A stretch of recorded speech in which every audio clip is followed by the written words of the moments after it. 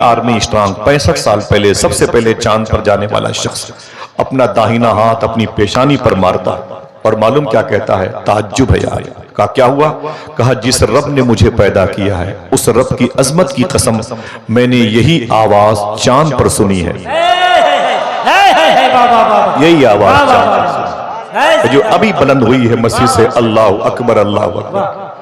ये आवाज मैंने चांद पर सुनी है। फिर उससे पूछा गया एक इंटरव्यू में नील आर्मी स्ट्रांग से कि तुमसे पहले 17 लोगों ने 17 लोगों ने कोशिश की थी चांद पर जाने की और नहीं जा पाए, तुम कैसे चले गए? साहिबो तुम्हारे घर की बातें करता हूं। अल्लाहुल महमूद फी कुल्ली फ़आलिही अस्तग़फिरुल्लाह कुल्ल ज़ुनूबी या सत्तार या गफ़ार बिहक़्क़ि हज़रत मुहम्मद मुस्तफ़ा सल्लल्लाहु तआला अलैहि वसल्लम अस्तग़फिरुल्लाह कुल्ल ज़ुनूबी या सत्तार या गफ़ार बिहक़्क़ि मख़दूम-ए कायनात व मौला-ए कायनात व सरकारान हसनैन करीमैन अली रहमतुर रिज़वान अस्तग़फिरुल्लाह कुल्ल ज़ुनूबी या सत्तार या गफ़ार बिहक़्क़ि शेख़ अब्दुल क़ादिर जिलानी रूह रूहानी रूह रब्बानी मुहीउद्दीन शेख़ अब्दुल क़ादिर जिलानी या रूही या क़ल्बी या नूर या गौसुल आज़म या बाज़ अशब या मखदूम मुहीउद्दीन या हज़रत शेख़ अब्दुल क़ादिर जिलानी अग़िस्नी व अमदिदनी व नव्विरनी व अस्क़िनी व अतिनी व अकरिमनी वंसुरनी वंज़ुरनी वरहमनी व हफ़ज़नी व अरशिदनी तलअल बद्रु अलैना मिन सनियातिल वदाई वजबत शुक्र अलैना मा दआ लिल्लाहि दाई बलगल उला बिकमालिही कशफत दुजा बिजमालिही हसनत जमीओ खिसाली। जब ज़मीन पर होते हैं तो जिक्र आसमान पर उस ज़मीन का होता है, मजलिसें होने से पहले कबूल हो जाती हैं। एक ही जुमले में सरकार ख्वाजा निज़ाम यमनी रज़ी अल्लाह तआला अन्हु का वो मुबारक फरमूद इश्क जो आपके हवाले किया है, अज़मत कुरान की बरकत वाली चादर की वसी और कुशादा होने की सूरत में काफ़ी है। दुआ करें अल्लाह हमें बुजुर्गों की तालीमात पर अमल की तौफीक अता फरमाए। खुशखबरी एक और है कि हुजूर गौसे आज़म सैयदना शेख के शहजादे सय्याह यूरोप व एशिया मखदूमुल मशाइख हुजूर शाह सैयद राशिद मक्की मियां शाह साहब क़िबला अशरफुल जिलानी हुजूर गौसे आज़म का मुबारक लहू जिनके शिरियानों में दौड़ रहा है, आज वो आसनसोल, धनबाद, कोडरमा ये जो मुबारक बेल्ट है यहाँ तशरीफ लाए हैं। अल्लाह उनके आने से जो जितने भी सूबे की सरहदें इस कस्बे से मिली हुई हैं, वहाँ जो लोग मदफून हैं, अल्लाह सबकी मग़फ़िरत फरमाए। और हुजूर गौसे आज़म के लहू की बरकतों से जो मिंबर शरीफ पे उलमाए किराम हैं, अल्लाह उनकी कलील तनख्वाहों में भी बरकतें अता फरमाए। जितने लोग बैठे हुए हैं अल्लाह सबको ज़िंदगी में एक मरतबे ही सही हुजूर गौसे आज़म की बारगाह में सहने क़ादरी में बैठने की तौफीक अता फरमाए। बैठे, न कोई नारा लगाना है न कोई हंगामा करना है, बस बैठे रहें। एक गुजारिश है, अब जब कभी हम और आप इकट्ठा हों तो बावजू हुजूर की मजलिस में आइएगा इंशाअल्लाह। वादा करूं इंशाअल्लाह, दिल से बोलो इंशाअल्लाह बावजू हुजूर की मजलिस में आइएगा। ठीक है भाईजान, ये मेरी गुजारिश है आपसे, बेवजू हुजूर का जिक्र ना सुना करें। मैं अपने माइक वाले भाई से गुजारिश करूंगा कि मखदूम गिरामी मौलाना सायम रजा साहब ने जो ये अहसन और तैयब तरीके से महफिल सजाई है, इदारे के मुंतज़मीन, मुआविनीन और मुदर्रिसीन तलबा किराम की मुबारक खुशियों को शेयर करने की निस्बत से अल्लाह उसको तकमील से पहले कबूल फरमाए। इसमें जो ईको है इसे बंद कर दें भाईजान, ईको इसका बिल्कुल बंद कर दें, बिल्कुल एकदम इसका पॉइंट ईको बिल्कुल बंद कर दें और आवाज़ ख़त्म करें। अब इसकी थोड़ी सी आवाज़ बढ़ा दें आप, ईको इसका बिल्कुल बंद करके आवाज़ थोड़ी सी बढ़ा दीजिएगा और वो आवाज़ सिर्फ इसी कैंपस में रहे। बस आवाज़ जो है सिर्फ इसी कैंपस में रहे, बाहर मत जाए। हुजूर गौस पाक के शहजादे हैं सैयद शबाहत मियां, फरमाते हैं कि मदीने शरीफ में सरकार सिद्दीक़ अकबर रज़ी अल्लाह तआला अन्हु जब रातों को चलते थे तो बग़ैर चप्पल और जूते के चलते थे। तो उनसे उमर फारूक आज़म ने पूछा था कि मेरे भाई आप मदीने शरीफ में चप्पल और जूते क्यों नहीं पहनते? तो आपने फरमाया था कि चप्पल और जूते रातों को इसलिए नहीं पहनता कि मेरे चप्पल और जूते की खट खट की आवाज़ से किसी गरीब की नींद में खलल न पैदा हो जाए। आपने पूछा था ये तालीम किसकी है? तो रो के बोले ये मुझे अल्लाह के रसूल ने ये तालीम अता फरमाई। माफ़ी चाहता हूँ, मुसलमानों के बच्चे बाइक से बुलेट से चलते हैं तो साइलेंसर निकाल देते हैं और पट पट पट पट की आवाज़ें आती हैं। इन बच्चों को इतना भी शऊर नहीं है कि हम जिन गलियों से इतनी तेज आवाजों के साथ गुजर रहे हैं, इन्हीं गलियों के किसी छोटे से मकान में कोई बुजुर्ग, कोई बूढ़ा बाप जैसा इंसान एक हाथ में गिलास, एक हाथ में दवा लेके बैठा होगा और हमारी बाइक की तेज आवाज से उसके हाथों से गिलास का पानी और दवाएं गिर जाती हैं। कुछ ऐसी माएँ होती हैं जो अपने बच्चे को तसल्ली देती हैं, लेकिन हमारी बेहंगम बाइक की आवाजों से उनके गोद के बच्चे जमीन पर गिर जाया करते हैं। खबरदार, वादा करो किसी को तकलीफ देकर नस्लों को खुश नहीं रह सकते। अगर आपको कुरान शरीफ की अजमत और अहमियत और इसकी इफादियत पर कुछ बातें शेयर करनी है तो बैठें बड़े अदब और एहतराम के साथ। जो लोग खड़े हैं मैं उनको बैठने के लिए नहीं कह सकता, क्योंकि बहुत लोग मुअद्दब भी हुजूर की मजलिस में खड़े रहते हैं। हाँ, ये है कि आप देर तक बैठे रहे इस इंतजार में कि जगह की किल्लत है, तो लोग जो रिकॉर्डिंग हो रही है वो समझेंगे। पूरी दुनिया के बरहना जिस्मों को लिबास अता करने वाले झारखंड के लोग ही अपनी मजलिसों में सामीन की कसरत के एहतमाम के लिए वो अपने दिलों का कारपेट नहीं बिछा सकते हैं। तो एक किस्म का ये जो है ना इल्जाम लग जाएगा आपकी जमीन के लिए। इसलिए मैं गुजारिश कर रहा हूँ, अगर जहमत हो तो थोड़ा सा जो बहुत पीछे बैठे हैं आगे आ जाएं। मैं बहुत कम इतने लंबे सफर के लिए निकलता हूँ, आया हूँ तो इन बुजुर्गों की ज़ियारत के लिए। मौलाना अब्दुल मुबीन साहब किबला तशरीफ फरमा है, मेरे बड़े पुराने करम फरमा है। जितने मशाइख हैं, उलमाए किराम हैं, अल्लाह सबको बरकतें अता फरमाए। मेरी बहनें बैठी हुई हैं, मैं उनसे भी गुजारिश करूंगा कि अदब और एहतराम के साथ बैठें। और कुरान शरीफ है कि बड़ी आयतें हैं, कुरान की अजमत और इसकी इफादियत पर बात करने की ख्वाहिश है। अब मैं एक हफ्ता पहले आया था इसी इलाके में, तो इसी टॉपिक पर मैंने बात की थी। मालूम है ये कुरान जिसको हमने अपने घर में जुज़दान में 30 साल का फटा हुआ जुज़दान है, उसी में लिपटा हुआ कुरान है। हर साल हमारे घरों में टीवी के पर्दे बदल जाते हैं, हमारे घरों में फ्रिज के पर्दे बदल जाते हैं, खिड़कियों के पर्दे बदल जाते हैं। अफसोस ये है कि वो पुराना जुज़दान जो 30 साल पहले हमारी माँ लेके आई थी, अभी तक उसी में, उसकी बोसीदगी में कुरान लिपटा हुआ है। छिपकली ने उसके ऊपर बीट कर दिए हैं। अगर वो मस्जिद में रखा हुआ है तो वहां भी सफाई नहीं है। पूरे मुल्क का आलम यह है, वहां भी कुरान पढ़ने वाला कोई नहीं है। मालूम है आपको 1959 और 60 में, 1959 और 60 में, कोई हंगामा ना कीजिएगा, मोहब्बत से सुन ले मेरी गुफ्तगू। चांद पर सबसे पहले जाने वाले शख्स का नाम था नील आर्मस्ट्रांग। ये अमेरिका करने वाला था, पढ़े लिखे लोग हैं, रिकॉर्डिंग हो रही है। नील आर्मस्ट्रांग चांद पर सबसे पहले 1959 और 60 में गया था, तकरीबन आज से 65 साल पहले। और एक दिन असर की नमाज के बाद, वो क्रिश्चियन था, असर की नमाज के बाद अमेरिका में एक यूनिवर्सिटी है जिसका नाम है कैलिफोर्निया, और इसी नाम से एक स्टेट भी है, बिहार, उत्तर प्रदेश, झारखंड, बंगाल, ऐसे इसी नाम से स्टेट भी है। वहीं पर यह नील आर्मस्ट्रांग टहल रहा था अपनी गाड़ी से। एक ड्राइवर गाड़ी चला रहा था, तो अचानक किसी छोटी सी मस्जिद से अजान की आवाज आई। तो नील आर्मस्ट्रांग ने अपने ड्राइवर से कहा गाड़ी रोको, गाड़ी रोको। जब गाड़ी रोक दी गई तो उसने ड्राइवर से पूछा बताओ ये आवाज कैसी है। तो ड्राइवर ने कहा बॉस ये इस्लाम धर्म के फॉलोअर हैं, ये प्रेयर इबादत से पहले नमाजियों को बुलाने के लिए अजान देते हैं, अल्लाह अकबर के नारे लगाते हैं। इसलिए इन आवाजों को अजान कहा जाता है और आवाजों पर लब्बैक कहने वालों को नमाजी कहा जाता है। अगर दिल कहे तो सुभान अल्लाह कहना। नील आर्मस्ट्रांग 65 साल पहले सबसे पहले चांद पर जाने वाला शख्स अपना दाहिना हाथ अपनी पेशानी पर मारता और मालूम क्या कहता है, ताज्जुब है यार। कहा क्या हुआ? कहा जिस रब ने मुझे पैदा किया है उस रब की अजमत की कसम, मैंने यही आवाज चांद पर सुनी है।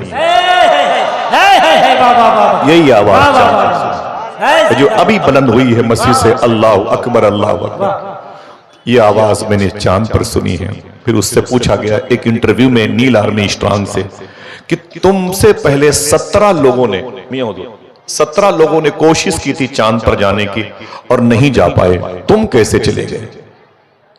साहिबो तुम्हारे घर की बातें करता हूं, घर में रखे हुए उस अखबार की नहीं, जराइम खातून मशरिक की नहीं बात करता, इनकलाब और सहारा की बात नहीं करता, उस कुरान की बात करता हूं जिसके बारे में अल्लाह ने कहा इन्ना नहनु नज़्ज़लना ज़िक्र व इन्ना लहु लहाफ़िज़ून। लेकिन एक बात याद कर लो, कुरान सेफ तो है अल्लाह के फजलो करम से, लेकिन ये कुरान हमें हम पढ़ते हैं लेकिन हम फिर भी झूठ बोलते हैं, हम पढ़ते हैं फिर भी हमारा जहन ऐशो इशत की तरफ माइल है। तो फिर ये कुरान पढ़ना छूना जो सवाबात के काम है वो कैसे है? तो कुरान ने एक खूबसूरत शर्त लगाई है, लाख पढ़ते रहो कुरान, फायदा कुछ नहीं होगा। ये कुरान उनके लिए सूदमंद है, हुदल लिल मुत्तकीन, जो परहेजगार है।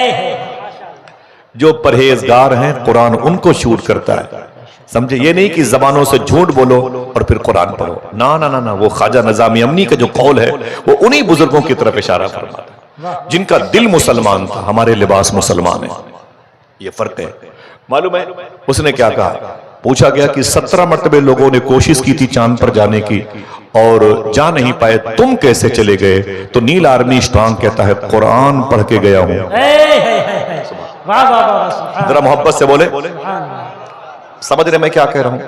नील आर्मी स्ट्रांग कहता है मैं कुरान पढ़ के गया हूं। कहा कुरान में कैसे चांद पर जाने का रास्ता लिखा था?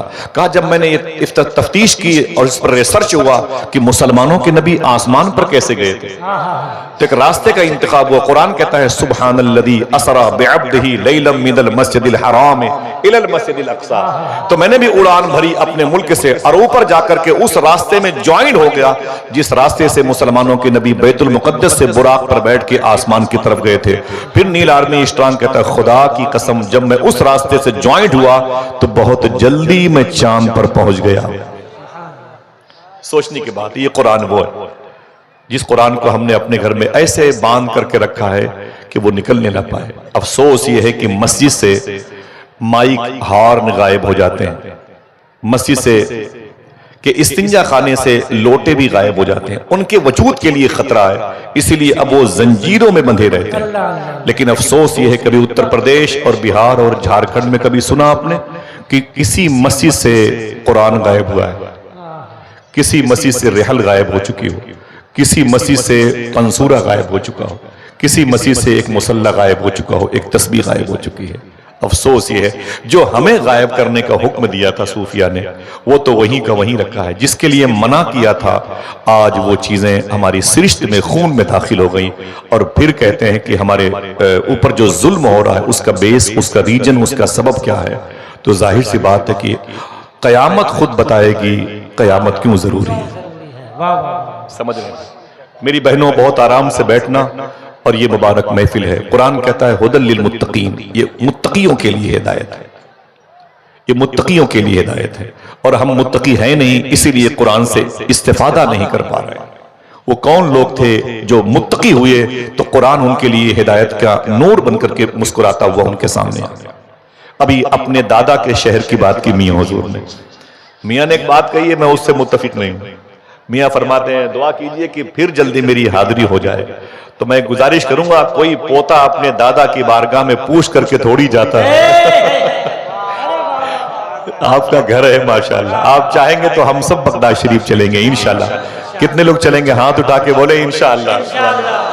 इन्हीं सरकारों के साए में चलेंगे। ये मेरे ये धनबाद है, आसनसोल है, कोडरमा के करीब में मेरे दोस्त हैं, विजय सिंह उनका नाम है, विजय सिंह। वो बगदाद शरीफ पहुंच जाते हैं, विजय सिंह नाम है, सुभान अल्लाह। वो गैर मुस्लिम दोस्त हैं और वो गवर्नमेंट सर्विस के बड़ी पोस्ट पर थे। उनके बेटे भी बड़े आशिक हैं, जब कोई बगदाद शरीफ जाता है तो गौस पाक के खादिमों की खूब खिदमत करते हैं। मैंने कहा कि विजय भाई, बोले क्या बात है? मैंने कहा हुजूर गौस पाक की बारगाह में पहली मर्तबे आप आए हैं, जब वो साथ में थे। बोले जी। तो मैंने कहा कि हुजूर गौस पाक का दरबार कैसे लगा? देखना कितने लोग सुभान अल्लाह कहते हैं। मैंने कहा सैयदना शेख की बारगाह कैसे लगी? तो बोले आसिफ भाई, मैंने गौस पाक की जाली पकड़ के कहा या शेख अब्दुल कादिर जिलानी, मैं हिंदू हूं, मुझे नहीं पता मैं क्यों पैदा हुआ हूं।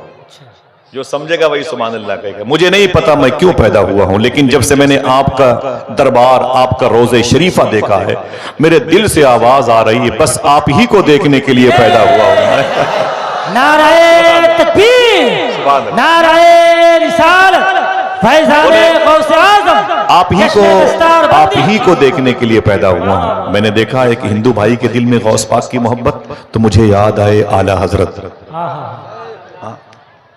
गौस पाक का इश्क एक हिंदू भाई के दिल में देखा तो याद आएगा बरेली शरीफ के ताजदार, और फिर उसी वक्त बदअकीदों की, सलफियों की, वहाबियों की दरीदा दहनी देखी। सैयदना शेख के तसर्रुफात पर, उनके इस्तिमना पर मजाक उड़ाते हुए देखा। तो मैंने कहा कि 125 साल पहले बरेली शरीफ की जमीन रही होगी, अल्लामा रजा अली खां के बेटे अल्लामा नकी अली खां, उनके बेटे इमाम अहले सुन्नत रहे होंगे, सौदागरान की गली रही होगी, एक छोटा सा हुजरा रहा होगा, आला हजरत बैठे रहे होंगे, एक डायरी सामने रखी रही होगी, फैजी भाई एक डायरी सामने रखी रही होगी, हाथों में कलम रहा होगा, आला हजरत एक मनकबत लिख रहे होंगे, तलब का मुंह तो किस काबिल है या गौस, मगर तेरा करम कामिल है या गौस, जो करनो सैर में आरिफ न पाए वो तेरी पहली ही मंजिल है या गौस, जिसे ढूंढे न पाए जाह वाले वो बिन मांगे तुझे हासिल है या गौस, वली क्या मुरसल आए खुद हुजूर आए वो तेरी वास की महफिल है या गौस। मैंने कहा कहते कहते फिर आला हजरत को इन सलफियों की बदअकीदों की दरीदा दहनी याद आई होगी, और उसी के करीब में हिंदू मजहब के लोगों की गौसे आजम से मोहब्बत भी याद आई होगी। तो आला हजरत ने कलम को डायरी पे रखा होगा और फिर दाहिने हाथ को पेशानी पर मारा होगा और कहा होगा दत्तरी की सितम कोरी वहाबी राफजी की कि हिंदू तक तेरा कायल है या गौस, कि हिंदू तक तेरा कायल है या गौस। हुजूर सैयदना शेख की बारगाह में इंशाअल्लाह चलेंगे, तसव्वुर में भी चलेंगे बेटे भाई, बहुत बहुत शुक्रिया, चलेंगे इंशाअल्लाह। कितने लोग हाथ उठा के बोले चलेंगे? एक मरतबा मोहब्बत से कह दें लब्बैक या गौसे आजम। ये जिस कुरान की मजलिस में आप आए हुए हैं ये आप भी पढ़ते हैं, हम भी पढ़ते हैं, लेकिन संवरने वाली जुल्फें वैसी ही बिखरी हुई हैं। लड़कियां आवारा हो गई, लड़के आवारा हो गए।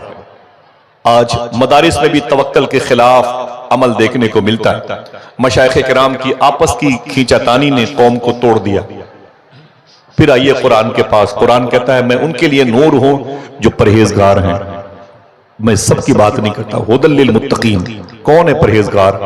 मियां ने बगदाद शरीफ की बात की ना, तो बगदाद शरीफ के बिल्कुल बीचों बीच शहर में एक नहर बहती है जिसको नहरे दजला कहते हैं।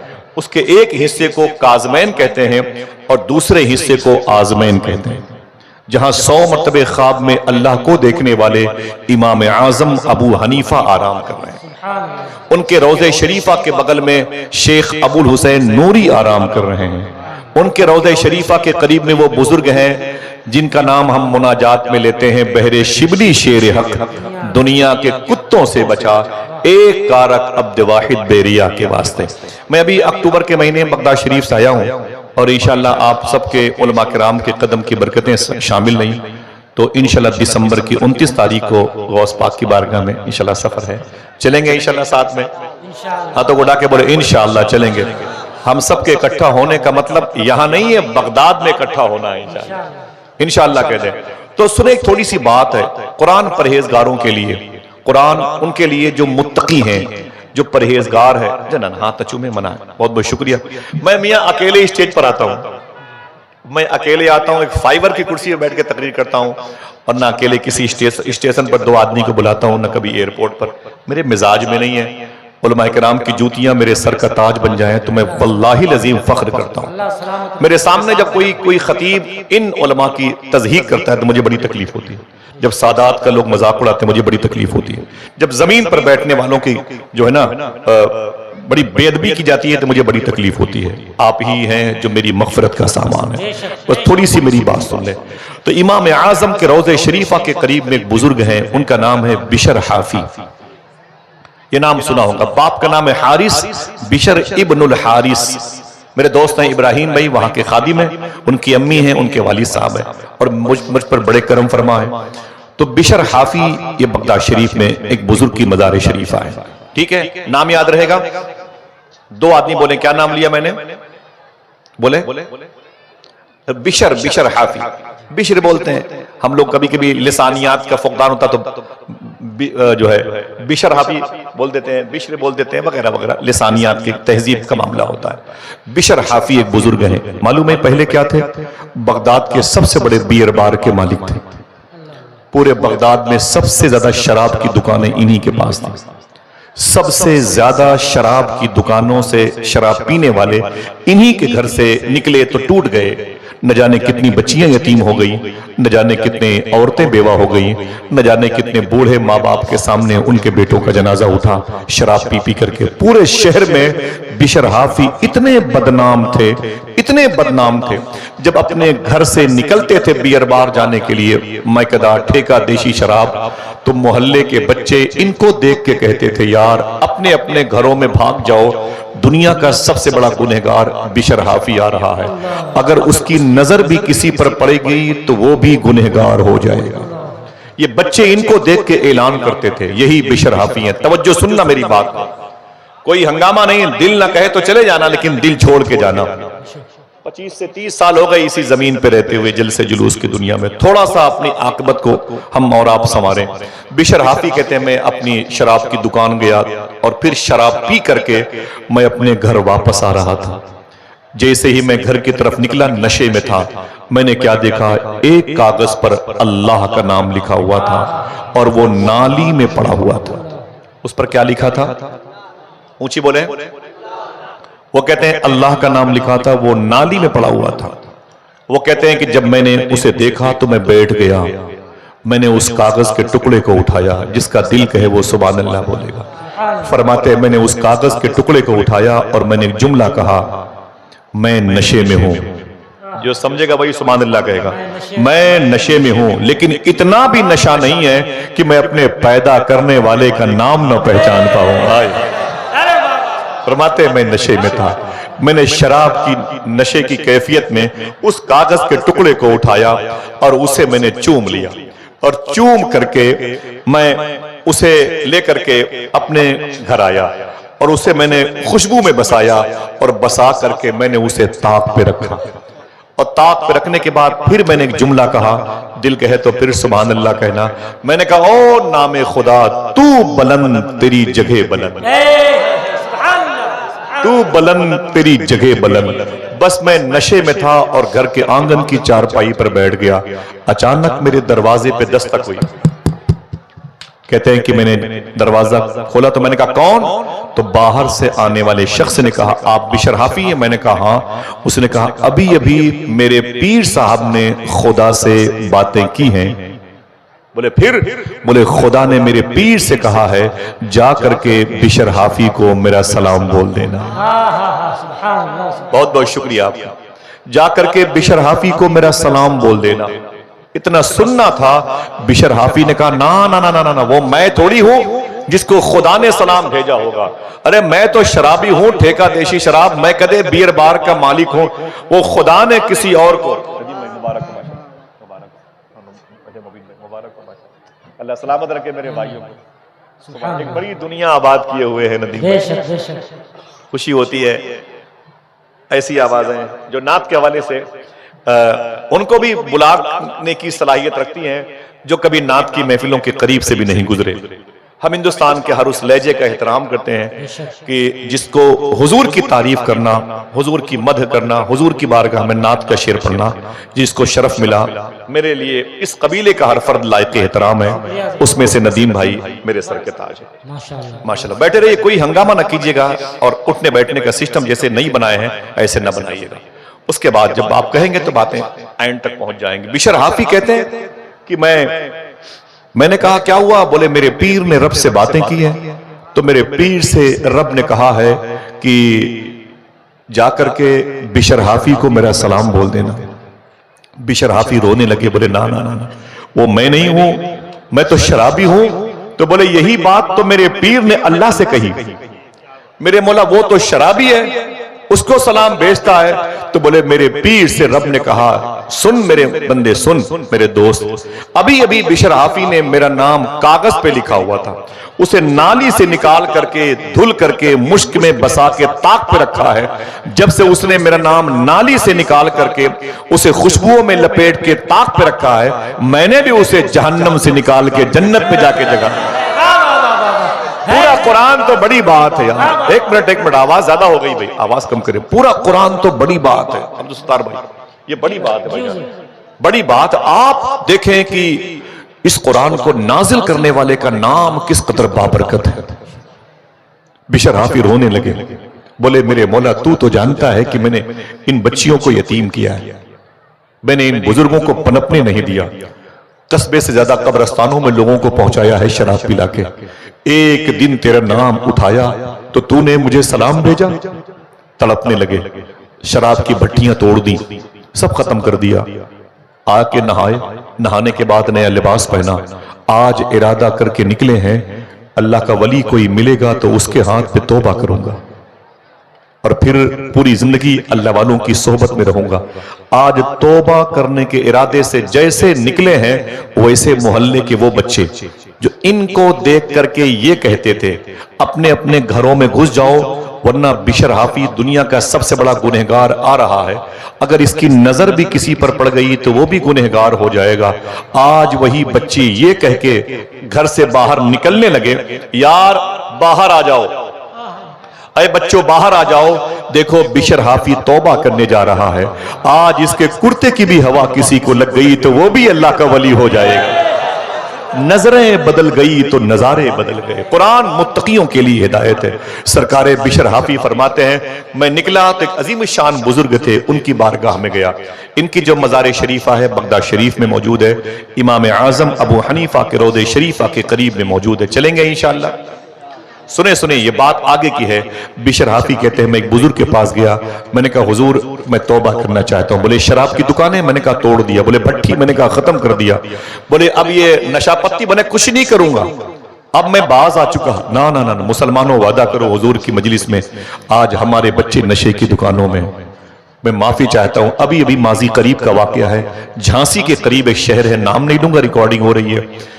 बेटा तीसरे फ्लोर से नीचे गिर पड़ा, दूसरे फ्लोर छत से नीचे गिर पड़ा और वहीं जख्मी होकर मर गया। जब बेटे की लाश उठाई गई तो मुंह से शराब की महक आ रही थी। जब उसके बाप और उसके दूसरे भाई को फोन करके बुलाया गया, जब बाप और बेटे आए बेटे और भाई के जनाजे में, तो वो दोनों नशे में थे, दोनों नशे में थे, यानी पूरा घर का घर शराबी था। जरा सोचो, दरूद पढ़ने वाली जबानें अगर शराब पीने लगेंगी तो कुरान का एजाज, कुरान की बरकतें कहां जाएंगी? इसीलिए हमको अल्लाह ने पैदा किया। ना ना ना ना, आइए राह रास्त की तरफ, अच्छी राह की तरफ। एक ही लाइफ है, ये फिल्मी और कुफरी अकीदा है, 7 जन्म 7 जन्म 7 जन्म। इसी जमाने में, इसी जिंदगी में हमें खुदा को राजी करना है इंशाअल्लाह। ये ड्रामा है कि हम दूसरे जन्म में, तीसरे जन्म में, ना ना ना, ये ख्याली पुलाव है, भूल जाए। इसी कोर्ट कचहरी मुकदमा सारे काम हो रहे हैं, आखिर रब को राजी कब किया जाएगा?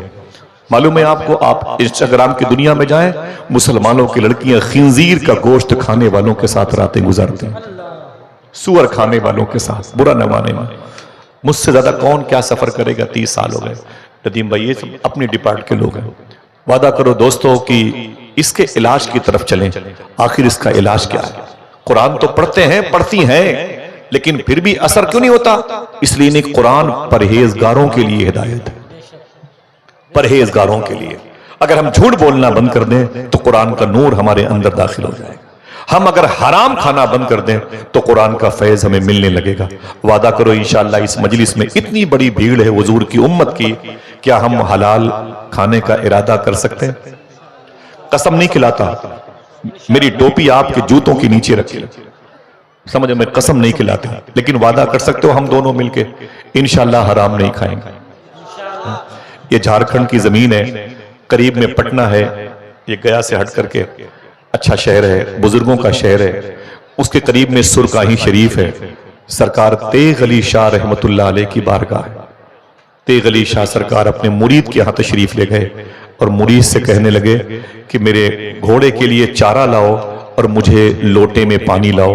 तो मुरीद ने लोटे में पानी दिया, तेग अली शाह सरकार ने वजू किया, नमाज के लिए मुसल्ले पे चले गए, घोड़े को चारा दिया, वो खाने लगा तो घोड़ा जमीन पर गिर पड़ा, वो तड़पने लगा।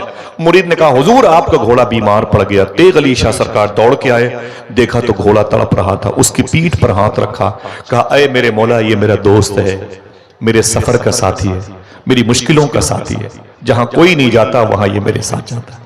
मेरे मौला इसे शिफा अता फरमा। हाथ फेरते जाते थे, जब उसके मुंह के करीब गए तो चारा, घास और गंदा पानी मुंह से निकला हुआ था, बाहर टपक रहा था और घोड़ा तड़प रहा था। तेगली शाह सरकार ने क्या फरमाया, जब उस घोड़े के चेहरे को, उसके मुंह से घास को निकले हुए देखा ना, फरमाया कि इधर इधर अपने मुरीद को कहा, सच बताना ये घास कहां थी, ये घास कहां थी।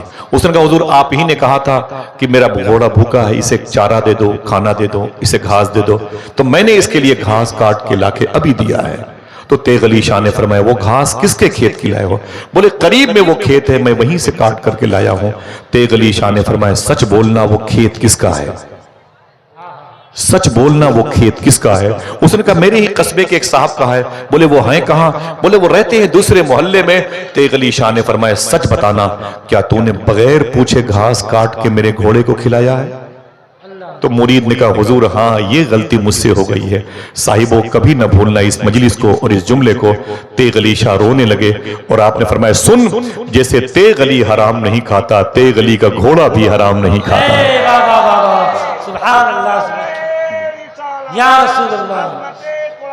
हज़रात मेरी बात समझ रहे हैं, मेरी बात समझ रहे हैं?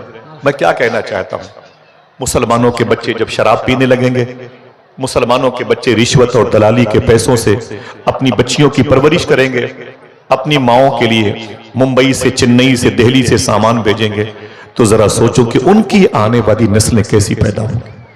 मैं माफी चाहता हूं, मैं आपके कदमों के नीचे बैठने वाला इंसान हूं, लेकिन आज वादा करो अजमत कुरान कॉन्फ्रेंस में, आसनसोल का इलाका, कोडरमा का इलाका, पारसनाथ की जमीन और ये झारखंड की एक तहजीब और सकाफत की एक मुकम्मल, एक मरकजी जगह, वादा करो इंशाल्लाह हम और आप अब हलाल खाने की शुरुआत करने का इरादा करते हैं। अपने बच्चों को आप हलाल खिलाएं इंशाल्लाह, तब ये बच्चे परहेजगार बनेंगे, फिर कुरान का फैज इनको मिलेगा इंशाल्लाह। तो पीर साहब के पास कौन गए? जिनका नाम था बिशर हाफी। क्या नाम था? और कोई? क्या नाम लिया मैंने? माशाल्लाह, ऊंची बोले। पीर साहब ने क्या कहा? बोले हुजूर मैं क्या करूं? तो पीर साहब ने तस्बीह दी, एक मुसल्ला, कहा इसे लेके जाओ। कहा क्या करूंगा? कहा लेके जाओ और घर के किनारे पर बैठ जाओ और तस्बीह पढ़ो, इल्लल्लाहु इल्लल्लाह। क्या पढ़ना था? ऊंची बोले, इल्लल्लाहु इल्लल्लाह। अब घर आ गए तो मुसल्ला बिछाया, तस्बीह लेके बैठ गए, इल्लल्लाहु इल्लल्लाह इल्लल्लाह। 2 दिन हो गया तो बीवी आ गई। बोले मेरे शौहर, शराब की दुकानें बोले तोड़ दिया, बोले भट्टियां बोले सब खत्म कर दिया। बोले अब क्या इरादा है? बोले बस यही तस्बीह लेके। बोले अच्छा यही करोगे? बोले हाँ। तो बोले ये बच्चे कैसे पलेंगे, इनके खान पान का इंतजाम कैसे होगा? तो बोले कि क्या करें? तो बीवी ने कहा शहर के इसी चौराहे पर 25-50 मजदूर सुबह को खड़े होते हैं, वहीं जाके तुम भी खड़े हो जाओ, वहीं जाके तुम भी खड़े हो जाओ और तुम्हें भी कोई अपने घर लेके जाएगा, तुमसे सुबह से शाम तक मजदूरी करवाएगा और फिर रात में वापसी में 300-500 मिल जाएंगे, दाल नमक चावल का इंतजाम हो जाएगा। तो बिशर हाफी ने क्या कहा? सुबह को जाऊंगा। कहां जाना था? शहर के चौराहे पर जहां मजदूर होते हैं वहीं जाना था, किसी न किसी के घर में मजदूरी करने के इरादे से। लेकिन जब सुबह निकले तो झोला लिया, लोटा लिया, मुसल्ला लिया, तस्बीह ली, कंधे पे रखा। उनके घर से तकरीबन 1.25 किलोमीटर के फासले पर वो नहर है जिसे नहरे दजला कहते हैं। मैं पैदल गया हूं इसलिए बता रहा हूं, नहरे दजला कहते हैं। वहां नहीं गए शहर के चौराहे पर जहां मजदूर होते हैं, वहां गए जहां वो नहर का पानी था, वहीं गए, लोटे से पानी निकाला, वजू किया, मुसल्ले को बिछाया, 2 रकात नमाज पढ़ी और तस्बीह लेके बैठ गए, इल्लल्लाहु इल्लल्लाह। क्या? अल्लाह का नाम है, मोहब्बत से बोले इल्लल्लाहु। जितने लोग बैठे हैं उतनी आवाजें आ जाए तो रब का फजल भी जमीन पर आ जाए। इल्लल्लाहु इल्लल्लाह इल्लल्लाह। जब शाम हुई ना, जब शाम हुई तो लोटा, झोला, मुसल्ला, तस्बीह कंधे पे रखा और घर में आ गए। तो बीवी ने कहा क्या हुआ? काम किया? बोले दिन भर किया। और काम क्या किया था? माशाल्लाह, क्या किया था? बीवी ने पूछा काम किया? बोले दिन भर किया। काम क्या किया था? तो बीवी ने कहा फिर मजदूरी। जिसका दिल कहे वो सुभान अल्लाह बोले। बोले मालिक बहुत अच्छा है, बोले क्या मतलब? बोले कि जिसके यहां मैं काम कर रहा हूं वो तो बिना मांगे देने वाला है। आय हाय, सुभान। जरा मोहब्बत से कह दो सुभान अल्लाह। आपको दिया है, किसको किसको उसने बिना मांगे दिया। आप कितने खुशकिस्मत हैं कि आपको अल्लाह ने कुरान पढ़ने की तौफीक अता फरमाई। इस नेमत से हिंदुस्तान के विदेश मंत्री को महरूम रखा। आप और हम कितने अल्लाह के फजलो करम के और शाकिरीन की सब में आ जाएं, साए में है माशाअल्लाह। मालूम है क्या कहा? बोले मालिक बहुत अच्छा है, वो तो बिना मांगे देने वाला है। तो बीवी ने कहा ना ना ना ना। बोले क्या हुआ?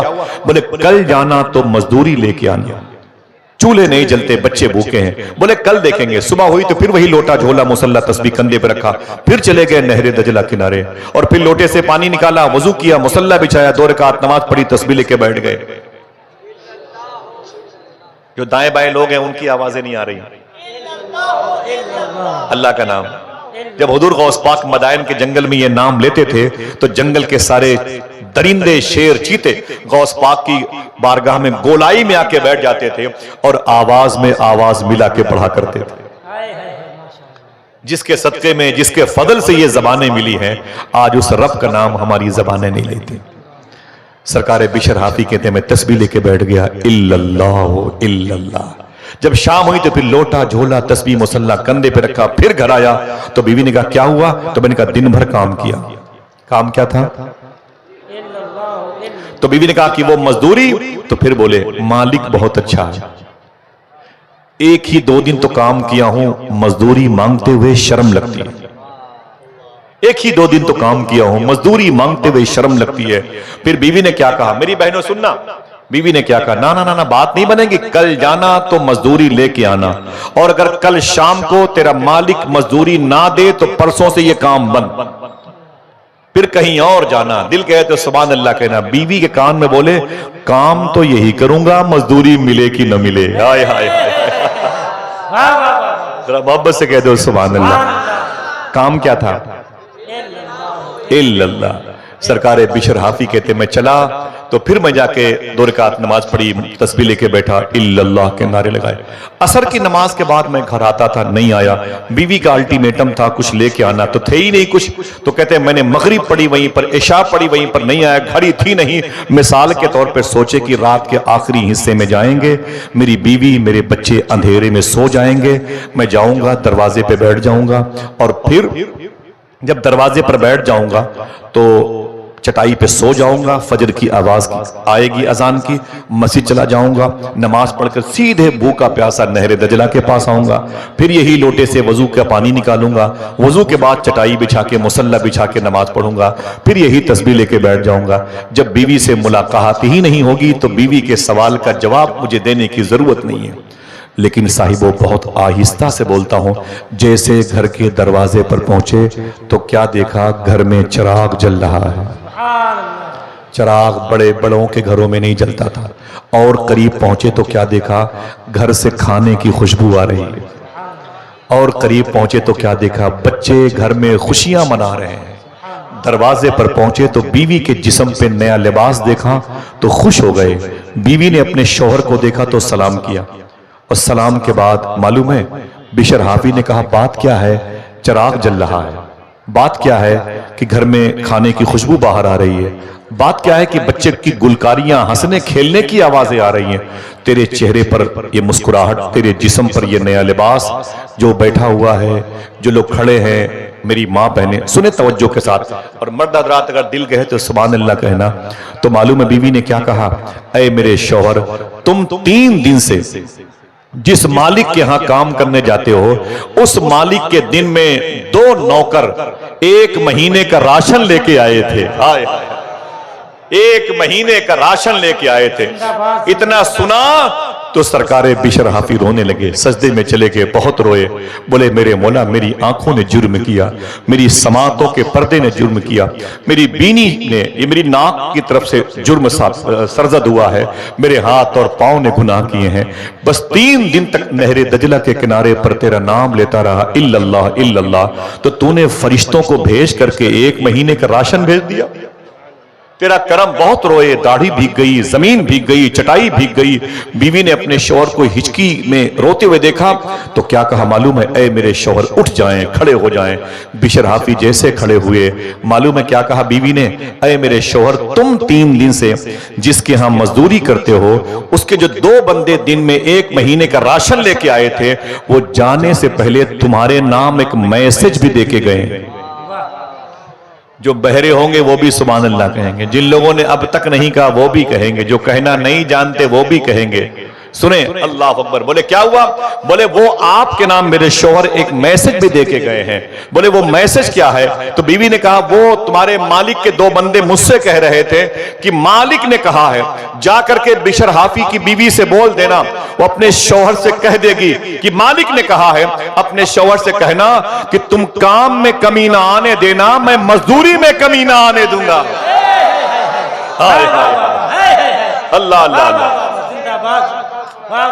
एक मिनट, आप में से बहुत मुअद्दब तरीके से कोई एक आदमी दरमियान से एक नारा लगाए, जरा हाथों को डाके जवाब दीजिए माशाल्लाह, ऊंची आवाज में।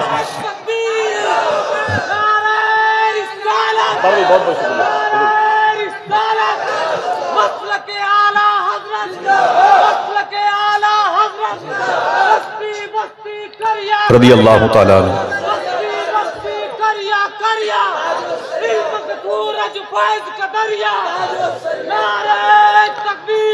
हजरात, ये मोहब्बत बहुत ना भाई, मेरे नाम के नारों की मुबारक गूंज में कहीं मकसद खत्म न हो जाए, यही है मसलके आला हजरत। समझ रहे मेरी बात? खुदा की कसम यही है मसलके आला हजरत। अगर हमारे बच्चे हलाल खाने लगे तो कहना कि हमारे बच्चे मसलके आला हजरत की राह पे, आला हजरत की राह पे, मसलक पे चलते नजर आते हैं। वल्लाही लजीम, झूठ बोलने से हमारे बच्चे बाज आ जाएं तो कहना कि मेरे बच्चे अब कुरान के फैजान का नूर पा चुके हैं। क्या कहा था कि तुम्हारे, अच्छा अभी तक मालिक पेंडिंग में है, वो मालिक कौन है? 3 दिन तक अल्लाह का नाम लिया, 1 महीने का राशन आया, आवाज दी गई तुम काम में कमी ना आने देना, मैं मजदूरी में कमी ना आने दूंगा। मुझे बताएं कि अल्लाह का फضل कैसे जाहिर होता है।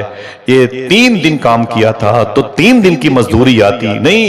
जो उसका नाम 1 मर्तबे लेता है, अल्लाह मकबूल लोगों की महफिल में उसका नाम 10 मर्तबे लेने की तौफीक अता फरमाता है। 1 के बदले 10, 2 के बदले 20 और 3 के बदले 30 दिन की बरकतें अल्लाह ने अता फरमाई। कभी कभी मालूम है, आइए मस्जिद के कोने में मैं गुजारिश करता हूं, माँ बहनों से भी गुजारिश करता हूं, तुम्हारी औलाद है, ये तुम्हारे शौहर कहते हैं फलां होटल की पनीर बहुत अच्छी है, फलां होटल की बिरयानी बड़ी अच्छी है, आओ चलते हैं वहां खाने के लिए। इनसे कहो कि कभी कभी मोहल्ले की मस्जिद में चले जाएं, इस्तिंजा खाने साफ कर दें, मस्जिद के जो मुसल्ले हैं उन पर इत्र लगा दें, कुरान के पारे जो बोसीदा हैं, जुज़दान पुराने हैं। मेरी बहनों 50-50 हजार रुपए के लाचे पहन के शादियों में दुल्हन बन के घूमती है मेरी बहनें। सूफिया कहते हैं इन लड़कियों से कहो कभी मार्केट से अपने शौहर से अच्छे कपड़े मंगवाएं, नया जुज़दान कुरान का नया लिबास बना करके उसे मस्जिद में भेज दें। आप परफ्यूम लगाते हैं, खुशबूदार चीजें लगाते हैं, नॉन अल्कोहल की चीजें लगाते हैं, सूफिया कहते हैं कभी कभी मस्जिद में लेके चले जाएं, मुसल्ले पे सजदा करने की जगह पे खुशबू लगा दें। बोले इससे क्या होगा? बोले नमाजी अगर सजदे में जाएगा 3 मरतबे कहना होगा सुबहान रब्बियल आला, और तुम्हारी खुशबू उसे मिल गई तो तस्बीह बढ़ा देगा, तस्बीह वो बढ़ाएगा, सवाब तेरे खाते में आ जाएगा। कभी कभी मस्जिद में जाओ साहिबो, हाथ जोड़ता हूं, जाकर के झाड़ू लगाओ। बाबा फरीद गंजे शकर रदी अल्लाह तआला अन्हु कौन है? ये सरकारे महबूब इलाही और साबिर पाक के पीर मुर्शिद हैं। ख्वाजा नसीरुद्दीन चिराग दहलवी के दादा पीर है, ख्वाजा बंदा नवाज गेसू दराज के पर दादा पीर है, कुतुबुद्दीन बख्तियार काकी के लाडले बेटे हैं, सरकारे गरीब नवाज के सिलसिले तरीकत के पोते हैं, ख्वाजा उस्मान हारवनी के परपोते हैं, लाहौर से 250 किलोमीटर के फासले पर पाकपट्टन में आराम कर रहे हैं।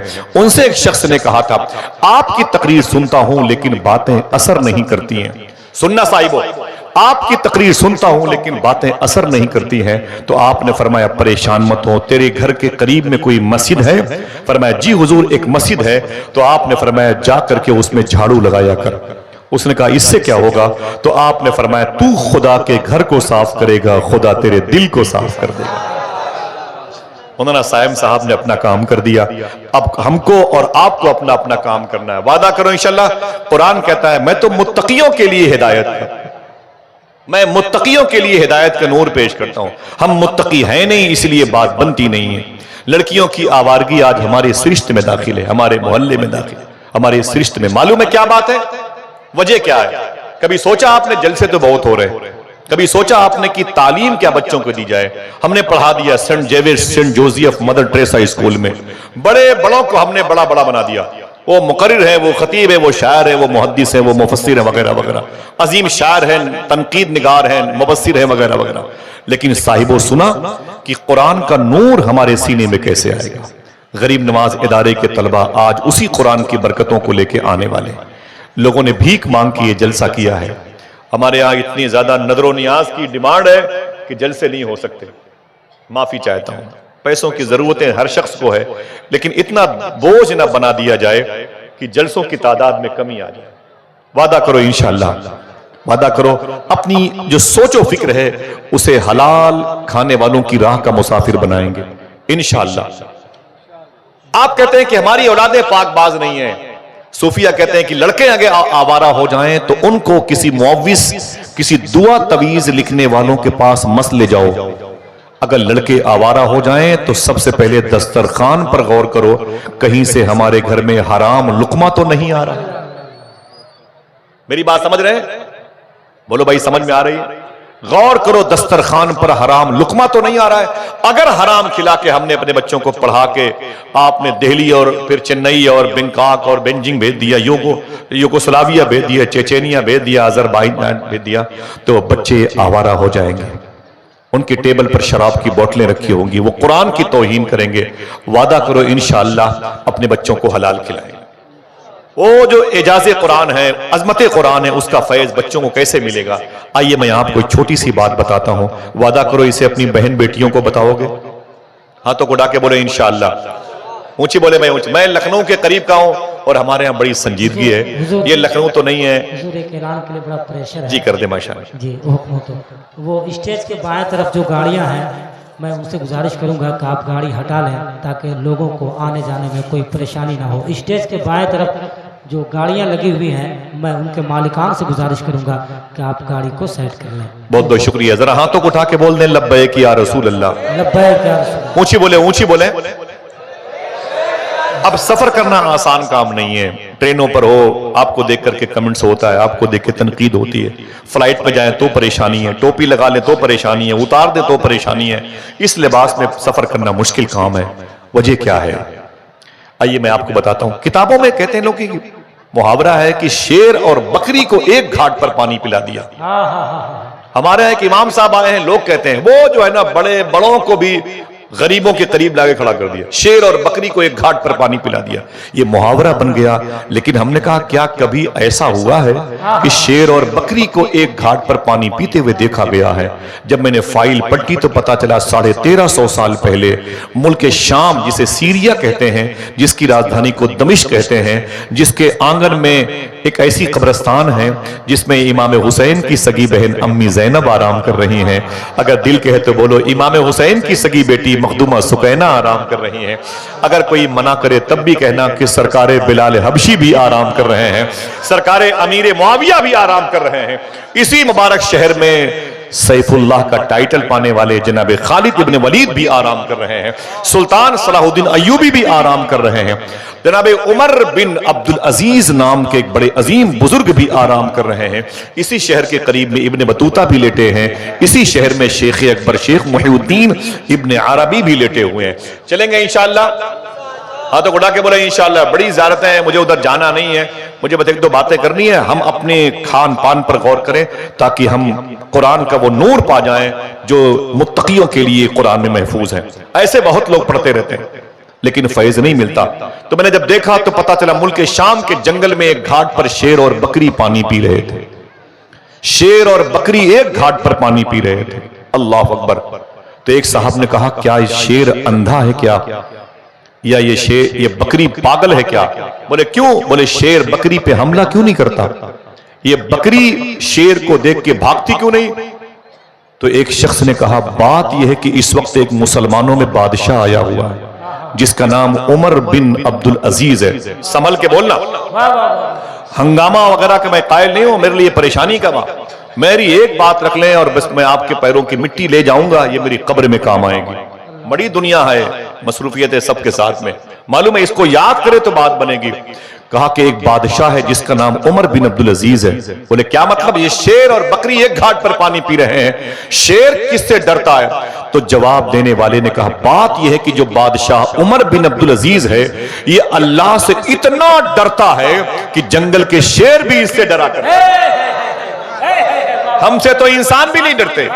अल्लाह, ये एक बादशाह ऐसा है जो अल्लाह से इतना डरता है कि जंगल के शेर भी उससे डरते हैं। मैंने कहा उसका नाम? बोले उमर बिन अब्दुल अजीज। कोई मामूली आदमी नहीं, उमर बिन अब्दुल अजीज अपने वक्त के गवर्नर थे। इनके बाप भी बसरा के गवर्नर थे, इनके ससुर के बाप के बाप, तीनों अपने दौर के सबसे बड़े बादशाह वक्त कहलाते थे। बड़े बड़े तुर्रम खां में शामिल था। हालांकि मेरे दिल में उन सबकी मोहब्बत नहीं है, क्योंकि उनके दौर में अहले बैत पर जुल्म बहुत हुआ। ये उलमा जानते एक अंदर की बात है। खामोशी सुने आप और फिर बातों के मकसद तक जाएं आप। जब मैंने देखा कि यार पता करो उमर बिन अब्दुल अजीज के दिल में अल्लाह का डर कैसे पैदा हुआ कि जंगल के शेर भी उससे डरते हैं, तो मैंने उनका बायोडाटा पढ़ना शुरू किया। इनका बाप कौन था, इनके बाप के बाप कौन थे, बाप का बाप कौन था, इनकी माँ कौन थी, माँ की माँ कौन थी, बाप माँ की दादी कौन थी। जब मैंने पढ़ा तो इनके अजदाद अमजाद में एक नाम आया जिसका दुनिया उमर फारूक आजम रदी अल्लाह तआला अन्हु कहती है। एक आदमी बोले मैंने क्या नाम लिया? हाथ उठा के बोले क्या? उमर फारूक आजम। कोई छोटा मोटा नाम नहीं है। हुजूर ने फरमाया था मेरे बाद कोई नबी होता तो उमर होते। कुरान की तकरीबन 30 आयतें इनके इरादे के मुताबिक अल्लाह ने नाजिल फरमाई है। हुजूर ने फरमाया था उमर जिस गली से गुजरता है उस गली से शैतान नहीं गुजरता। अगर एक आदमी सुभान अल्लाह कहने का वादा करे, बता दूं, हुजूर ने फरमाया था ऐ लोगों जब नेकों की बात करना तो मेरी उमर की बात जरूर कर लेना। पहलू ये रसूल में लेटे हुए हैं, हुजूर के पहलू में वो गुम्बदे खदरा जो लकड़ी का बना हुआ है उसके नीचे हुजूर के पहलू में लेटे हुए हैं। शायर ने कहा कि महकी महकी हुई क्यों आज ये पुरवाई है, हो के शायद ये मदीने से अभी आई है। हम भला खाक समझ पाएंगे अजमत उनकी जिसने सरकार के पहलू में जगह पाई। ये सरकार उमर फारूक आजम रदी अल्लाह। जरा इनके नाम पर हम और आप फिर से एक मरतबे सुभान अल्लाह कह दें। अल्लाह इसका सवाब फलस्तीन के शहीदों की रूह को नजर फरमा दे, सूडान के शहीदों की रूह को नजर फरमा दे। करीब में इस इदारे से मोहब्बत करने वाले लोग जो चले गए दुनिया से, जो अपनी अपनी कब्रों में है, अल्लाह उनकी रूह को इसका सवाब अता फरमाए। इस नाम की बरकतों से इन बच्चियों के कदम में अल्लाह बरकत दे, आमीन कह दे। सुनिए आप, जब मैंने देखा कि इनके बुजुर्गों में एक नाम है उमर फारूक आजम का, तो मैंने उनकी हिस्ट्री पढ़ी।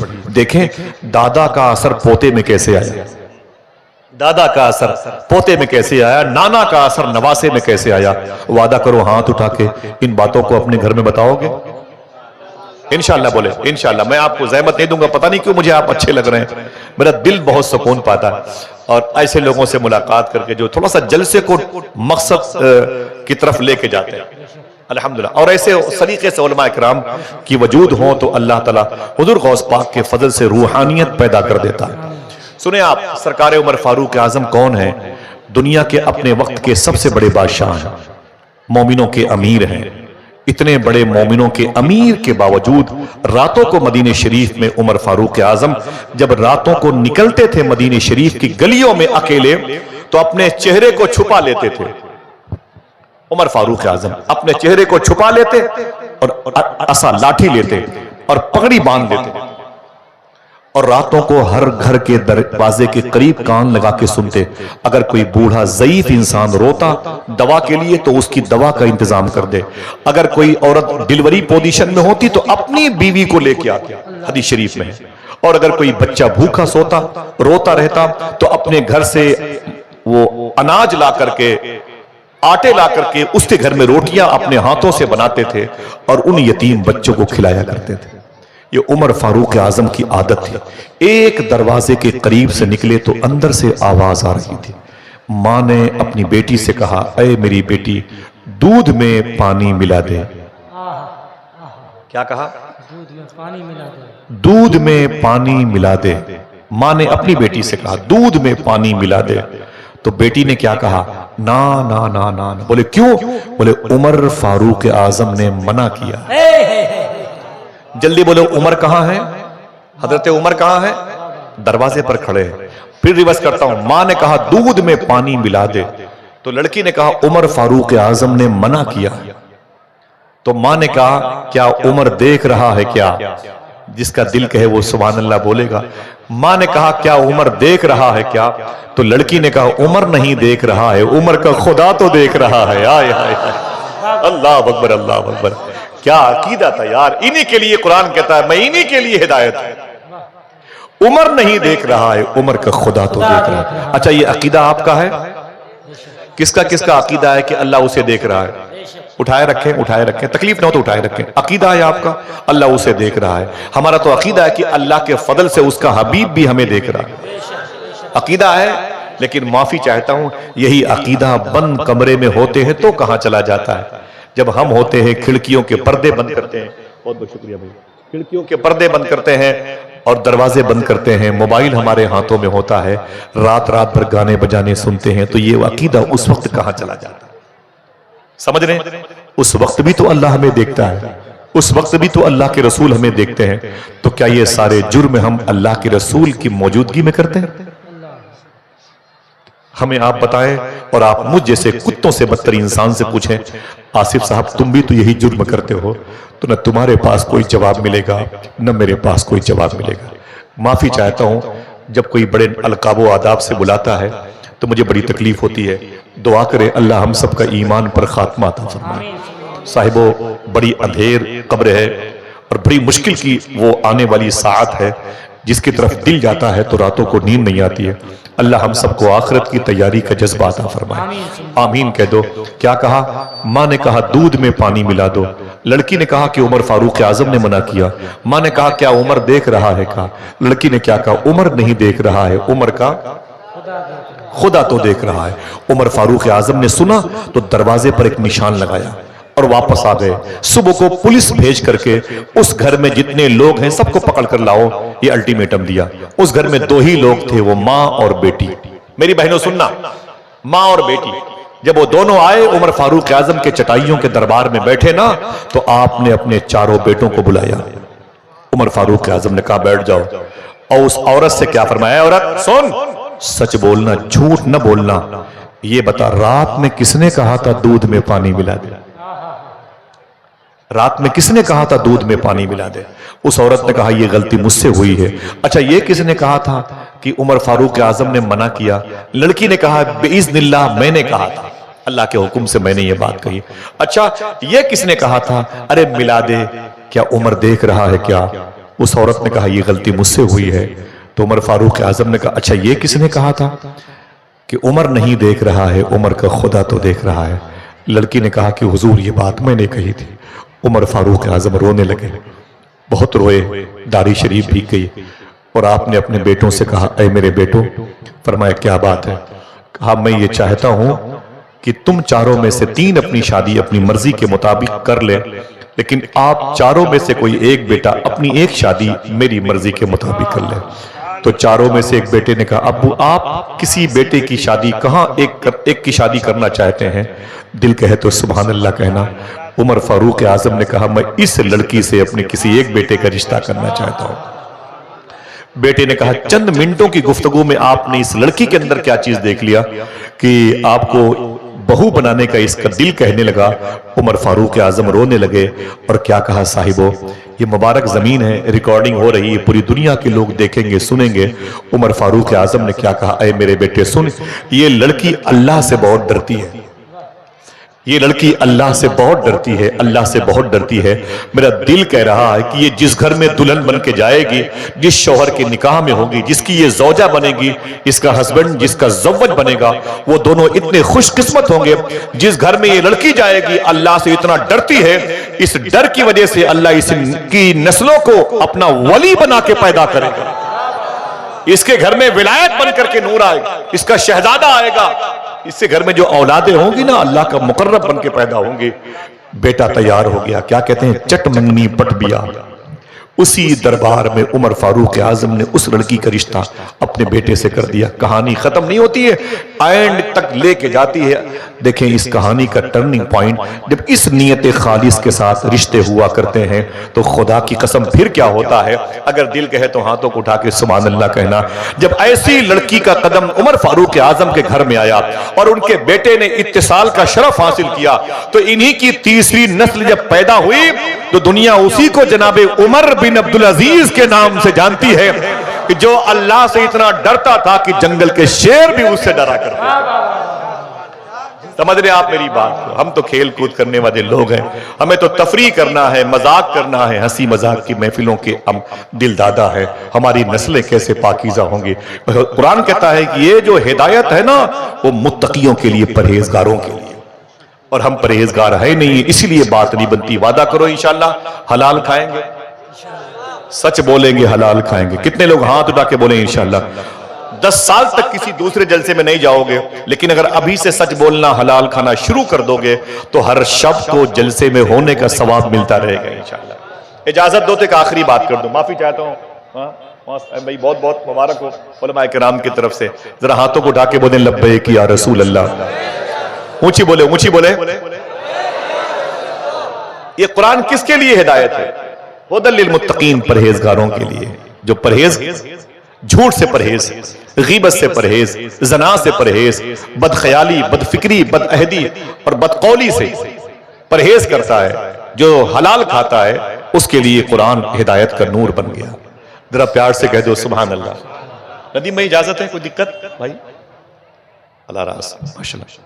नदीम भाई आए हैं, कोई एक नारा तो लगाए। आप नहीं भाई, अल्लाह सलामत रखे मेरे भाई को, माशाल्लाह।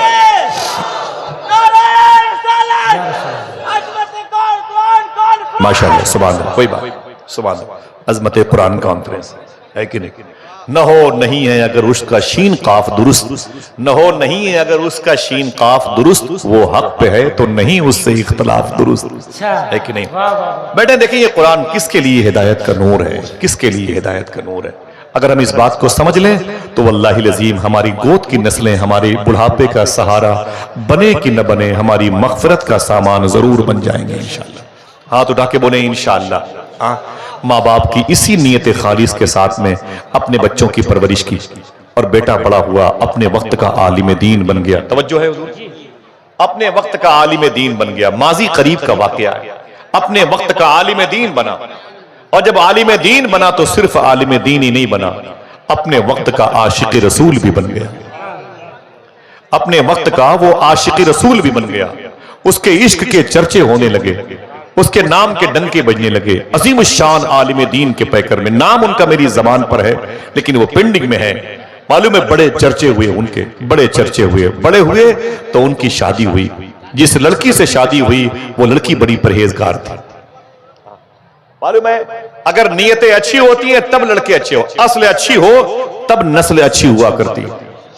100 साल पहले एक बुजुर्ग थे शेख इस्माइल नबहानी रहमतुल्लाह अलैह। शेख इस्माइल नबहानी, लोग इनको मुजद्दिद कहते हैं। आला हजरत सरकार की किताबों पर इनकी तकरीर, इनके तासुरात लिखे हुए हैं। शेख इस्माइल नबहानी, उलमा इकराम खामोशी समात कर ले, उनका मुझ पर एहसान होगा। शेख यूसुफ बिन इस्माइल नबहानी, यूसुफ नाम, बाप का नाम इस्माइल नबहान। ये रमल्ला, गाजा, खान यूनुस जो फलस्तीन से 150 किलोमीटर के फासले पर है, वहीं पर करीब में एक बस्ती थी नबहान, ये वहीं के रहने वाले थे। बड़े अजीम आशिक रसूल थे। मुझे इनके बारे में कुछ कहना नहीं है, मेरी बहनें सुनना। इनकी शादी एक बड़ी हसीन लड़की से हुई, बड़ी खूबसूरत लड़की से हुई।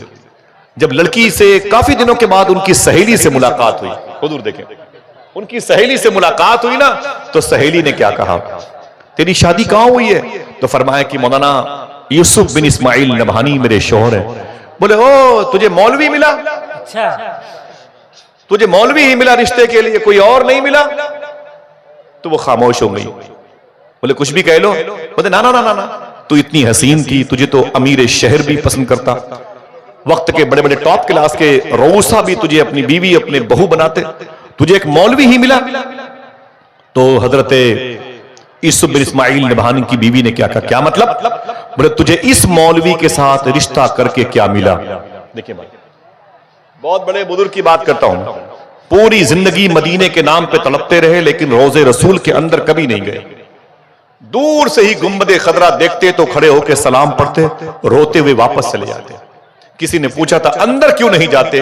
आपका एक तारीखी जुमला है, फरमाया कुत्ते का काम है घर के बाहर रहे, घर के अंदर तो घर के मालिक रहा करते हैं, कभी अंदर नहीं गए। बड़े बुजुर्ग हैं भाई, मैं क्या बात करूं। एक से एक अल्लाह के वली जमीन पर मौजूद है। शेख यूसुफ बिन इस्माइल नमान रमल्ला गाजा खान यूनुस के करीब नबहान है, वहीं के रहने वाले थे। बीवी से पूछा सहेली ने, तुझे इस मौलवी के साथ रह के क्या मिला?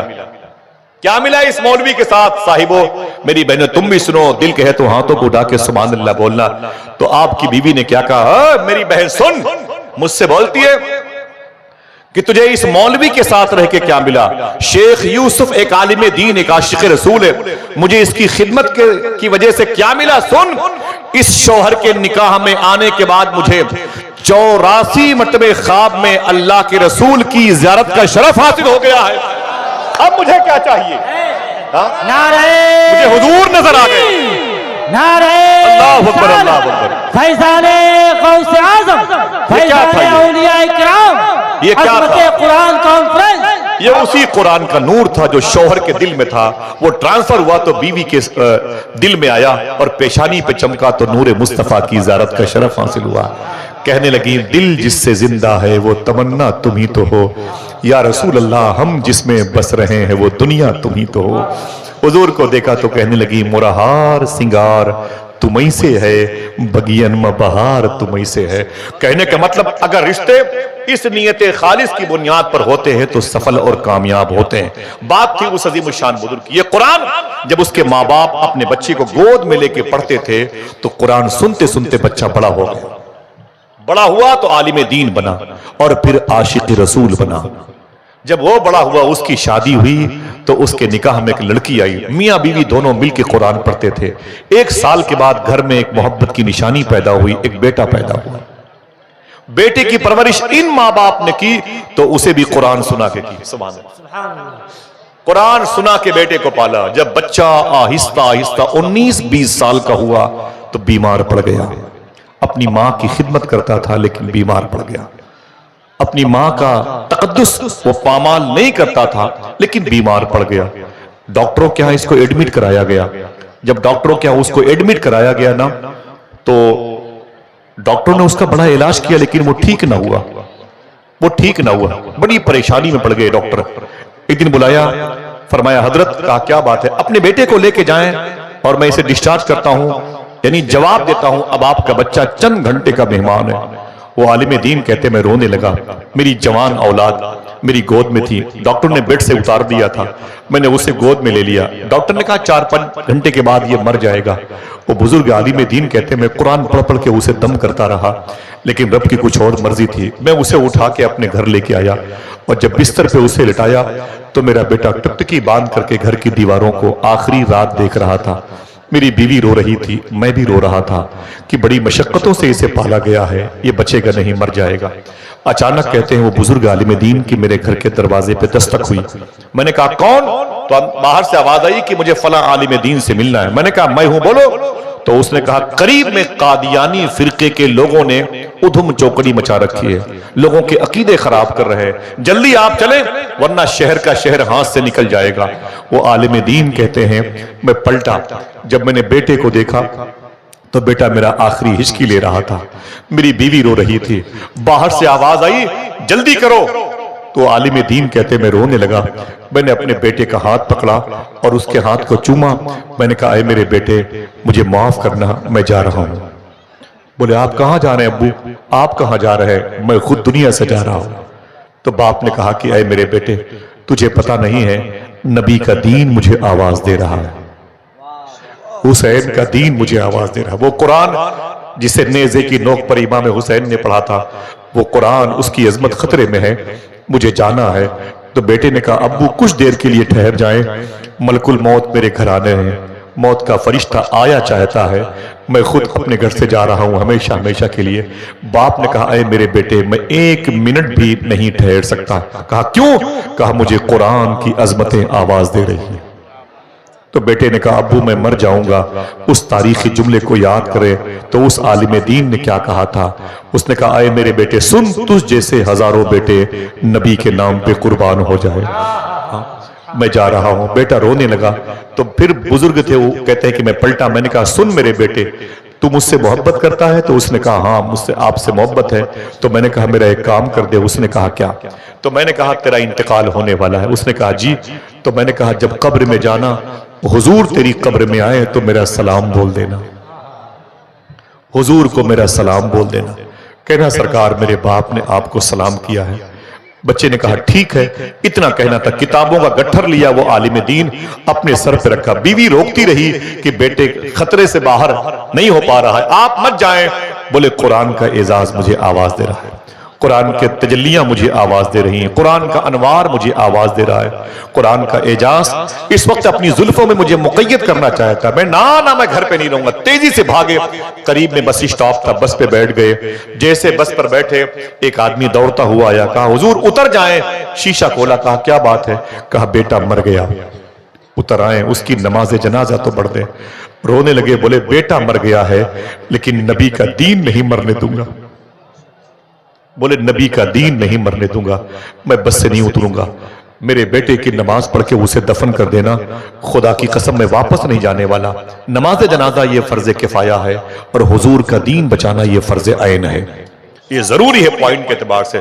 निकले। बोले, जा मेरे बेटे को सलाम बोलना कब्र में दफन करने के बाद मैं ना रुकने वाला। चले गए। 3 दिन तक वो लड़ते रहे। ऐसे होते हैं मुजाहिदीन इस्लाम। कादियानी फिरके के लोगों से लड़ते रहे, उन्हें शिकस्त दी, वो हारे, वो भागे। पूरा इलाका बड़े पीर सरकार के जद्दे करीम के मोतक़िद में शामिल हुआ। जब 3 दिन के बाद अपने घर वापस आ रहे थे, पैर नहीं उठ रहा था, बोझ सा महसूस हो रहा था। दरवाजे पर पहुंचे तो आंखों से आंसू निकल रहे थे।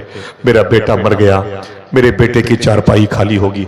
अंदर गए तो क्या देखा, बीवी बगैर दुपट्टे के जमीन पर तड़प रही थी। उसके चेहरे पर झुर्रियां पैदा हो गई थी, उसकी आंखें सुर्ख थी। अजीब व गरीब सरासीमगी मेरी बीवी थे। जब मैं गया तो मैंने कहा, क्या हुआ? बोले, ऐ मेरे शौहर, मेरे बेटे का इंतकाल हो गया। मैंने कहा, हाँ मुझे खबर मिली थी। बीवी ने कहा कि आप आए नहीं। तो फरमाया कि मुझे कुरान पर जो हमला हो रहा था वो बर्दाश्त ना हुआ, इसलिए मैं घर से बाहर निकल गया। ऐ मेरी बीवी, मेरा बेटा कुछ कह रहा था। तो बीवी ने कहा, जाने से पहले उसने इतना कहा था, अम्मी मौत का फरिश्ता मेरे घर आ गया है, अब मैं जा रहा हूं, अब्बू घर पे आए तो उनको मेरा सलाम बोल देना, कहना कि आपके बेटे ने आपको सलाम भेजा। इतना कह के जब बीवी बेहोश हो गई तो अपनी बीवी को होश में लाए और पूछा, कब्र कहाँ है?